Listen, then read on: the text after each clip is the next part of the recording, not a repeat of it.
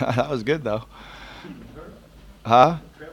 Yeah, it does. It echoed in here. Yeah. Sorry about it. I didn't know we even had this room. So, but it was a good spring game, I guess. It's got a little bit lopsided, and Wednesday we went ones versus ones, and it was very physical, and we had a good day.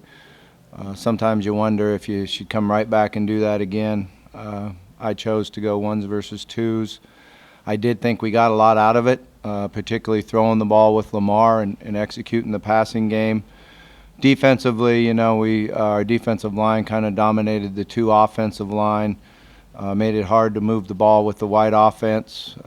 I thought Malin had one good run there, and also Jeremy Smith had a really good run with the wide offense. But other than that, there wasn't much room out there to do a whole lot, which is what you want. You want the number one defense to, go 3 and out the majority of the time. You always worry about these games that the number one defense gets enough reps, so that's why we would start over sometimes with 1st and 10 over, just to try to even out the reps and get them enough work. But overall, I was happy with spring ball. I think there's no question we can throw the ball better right now than we could last year during the season. I like the way our receivers are running routes and catching the ball, and we look fast. And I think that's I like Lonnie Galloway's doing a really good job of coaching them and coming off the ball. Our get off is much better than it was. And it's good to get a lot of guys involved, a lot of touches, and we got some pretty good weapons, so that was pretty fun. I thought Josh Harvey Clemens played really well today. As you're over there trying to call plays for the wide offense, he's a hard guy to get open with, get open on, and then he makes the tackles when you try to run at him. So, and then I also thought Stacy Thomas did a really nice job. That was one of the things you could, when you're calling the plays for the white, you could stand back behind, and Stacy Thomas played really fast, really physical, and he can cover. So his ability to replace James Burgess is something that's really important to us, and he shows all the skills that he'll be able to do that.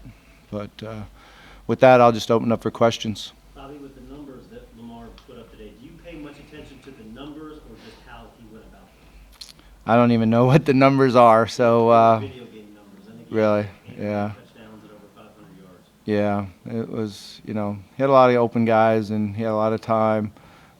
But what I liked is decision making. I wanted to make sure I got off the field, and most of the time in the spring game I stay out on the field with the one offense, but I wanted to get off the field and let him handle everything out there, and then try to see if he's predictable of where he's going to go on his progression. And he was. There was a couple times he was a little bit late with the ball, but he was going through his progression and doing what we thought he would, what the play was called to do, I guess is how to say it. But yeah, you just kind of grade him on decision and execution. There's a couple of those touchdowns the ball was a little bit late. We probably wouldn't have had that much time. Was that accuracy from Lamar today? Is that something that's been going on all spring? Yeah, it really has. And the whole thing that was good about him today was fun to watch was his demeanor in the walkthrough today, his demeanor in warming up before the game, how he handled himself in the locker room, because he was really going through the process of getting ready to play. And that's one of the things I probably haven't talked enough about is his leadership qualities have really grown and really stood out this spring. I know they have to his teammates. He made one early that before it got to them, I think he overthrew it. He almost looked at you like, it's my fault. Is that maybe a growth process, too, of him knowing his mistakes before you have to yell at him or tell him? That's one of the things you try to teach all of our guys is we call it take the arrow in the forehead, is that when you make a mistake that you're able to, hey, that was on me, that was my fault, as opposed to saying, Rocco, he's the one that got the room wrong. You try not to do that. He says, it's my fault, I'm sorry, guys, about the room. But, that's how you'd like to see him grow up that way and, understand and be on the same page, as we're on the sideline. The times elaborate a little bit on the demeanor. What specifically did you see? He was really getting himself ready for the game. You know, in warm-ups he was concentrating on his follow-through, his accuracy. I liked the energy that he gave to the receivers when they came out and took the field. You could see that he was ready to compete, and he's a great competitor, so he likes competing. The times where he did take off, were those good decisions on the whole? I don't remember those a lot because I'm looking to blow the whistle. So I'd have to go back and watch the video. You know, I know the one time where we blew it up, the very first drive, he probably scores on that one. But you know, we made a decision this spring that he got enough running in last year and got hit that we didn't need to do that, and we wanted to put more pressure on him to throw the ball than to run. What kind of a weapon is it that can throw a 60-yard pass, you know, and kind of not have to even put a ton of arch on it, just as far as the kind of vertical passing game? Well, what you want to see happen is our ability to really run the football, and then take our shots down the field, you know, our play action game, and be good with the shots down the field. So it helps get our offense back where we want it, you know, to be able to power run the football, throw the ball deep down the field. So we were working hard on that all spring, and he certainly has the arm strength, and his timing continues to get better. And I think right now as a receiver, the thing that's good is the receiver sees the coverage, the quarterback sees the coverage, and they both have an idea, hey, I got a chance for a touchdown right here. So the ability for the receivers and the quarterbacks to be on the same page is what shows in being more experienced. What was the decision to put Shaq on the white team and Sayer on the red team? How's that? Shaq hasn't been in much of the scrimmage work, so he needed to work with the twos. Does Lamar ever take you back with some of the throws that he can make? Do you ever be like, whoa, I didn't know he had that? He's standing back there, so I don't know if I want to say, but yeah. I mean, the thing that he can really throw it. We knew that from when he came here in August.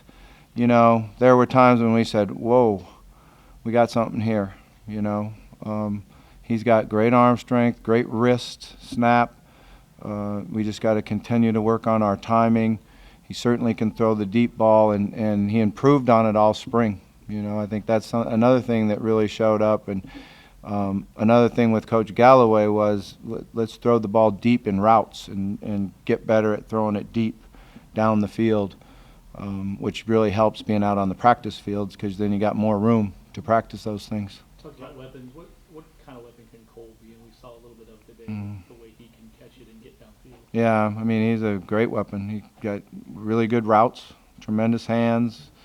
You know, Cole controls his body so well, his ability to get in and out of breaks without slowing down and make adjustments to the ball in the air. I liked the way he ran after the catch today, too. He made some great yards after the catch. So the running backs. I think they're doing a good job. I think they've had a good spring. You know, I think Brandon's really improved in the areas he's needed to, which is catching the ball and pass protecting. You know, he wants more carries, and you know, late in the game today, I just said, hey, you've had enough. You know, and LJ's had a really good spring.